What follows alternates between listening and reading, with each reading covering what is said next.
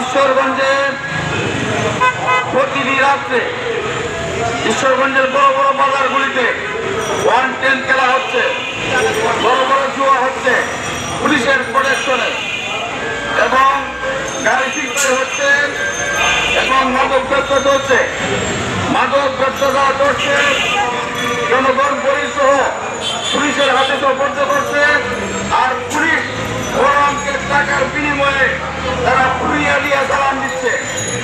আরো ঘটনা করছে ব্যাপক হারে গাড়ি ছিনতাই, পুরো চুরি এবং চুরি ডাকাতি আর ব্যাপক হারে বেড়ে গেছে, যার জন্য ঈশ্বরগঞ্জের মানুষ অশান্তির মধ্যে বসবাস করছে। আমার পরিষ্কার কথা, আমার প্রত্যক্ষ সাক্ষী, পুলিশ এই অপরাধের সাথে জড়িত। ঈশ্বরগঞ্জের ওসি ওবায়দুর রহমান, আক্রমণের তদন্ত কেন্দ্রের ইনচার্জ গোলাম কিবরিয়া এই অপকর্মের সাথে জড়িত। আমার গ্রামে একটি মিথ্যা মামলা হয়েছে, সেই মিথ্যা মামলাটি হয়েছে নির্যাতিত অসহায় নিঃস্ব মানুষদের বিরুদ্ধে। তাদের বিরুদ্ধে মামলা হওয়ার পর ওই ইনচার্জ কিবরিয়া এই নিঃস্ব মানুষদের কাছ থেকে 10,000 টাকা নিয়েছে। ডিআইজি আশরাফুর রহমানের নামে আমি যতটুকু জানি, ডিআইজি আশরাফুর রহমান সাহেব খুব ভালো মানুষ।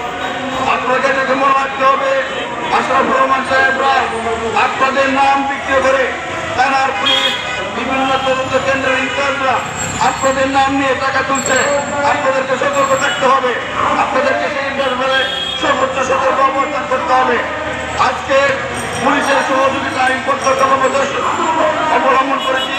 আমি প্রত্যেকটি উপজেলার, আমার উপজেলার প্রত্যেকটি ইউনিয়নে আমি ঘুরে দেখেছি, এবং কন্ট্রাক্ট এবং মাদক এবং গাড়ি চুরি এবং জুয়া 110 জুয়া চলছে পুলিশের সহযোগিতায়।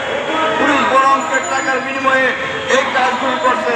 ঈশ্বরগঞ্জের ওসি ওবায়দুর রহমান এবং আক্রমণের তদন্ত কেন্দ্রের ইনচার্জ গোলাম কিবরিয়ার শতভাগ সহযোগিতায় আজকের এই মানববন্ধনে পরিষ্কার ভাষা বলতে চাই, ঈশ্বরগঞ্জের ওসি ওবায়দুর রহমান এবং আক্রমণের তদন্ত কেন্দ্রের ইনচার্জ গোলাম কিবরিয়াকে আগামী 24 ঘন্টার মধ্যে প্রত্যাহার করতে হবে।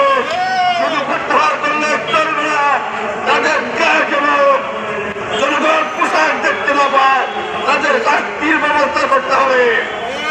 আজকে রক্তের বিনিয়োজিত ছাত্ররা এই কতিপয় পুলিশ পরিষ্কৃত করে দিয়ে আমরা সেটা বরদাস্ত করব না। সম্মানিত সাংবাদিক বন্ধুগণ, আপনাদেরকে সবাইকে অভিনন্দন জানিয়ে আমি আমার সংক্ষিপ্ত বক্তব্য এখানেই শেষ করছি। খোদা হাফেজ। বাংলাদেশ জিন্দাবাদ।